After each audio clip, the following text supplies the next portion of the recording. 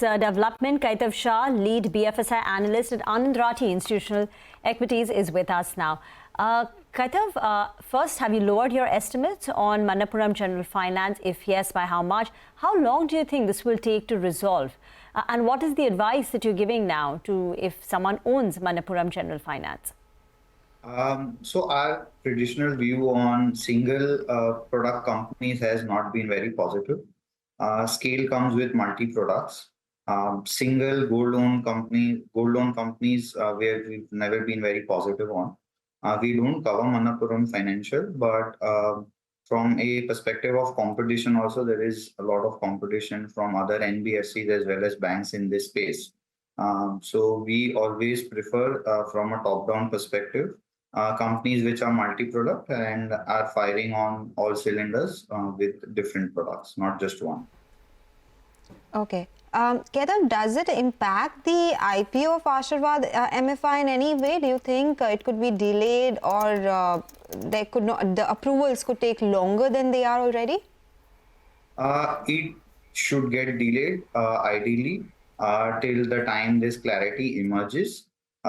Given the past instances of several other NBFCs which have undergone some amount of remediation, it takes typically 6 months to a year for everything to come back to normalcy. In this case, the wording is slightly more harsher than in other case, but the remedy process is typically 6 months itself. We also have to look at all this in the light that RBI has become stronger. They have a lot more data analytics now than what they did, let's say, 5 years back. And as a result, this is probably going to be for some time the case to be for a lot of NBFCs stroke banks, the oversight by RBI till the time some of the nuances within the lending space become more normalized. So if it takes at least 6 months, right? At the bare minimum, it should take 6 months. It could even be longer. What's the hit to the overall business?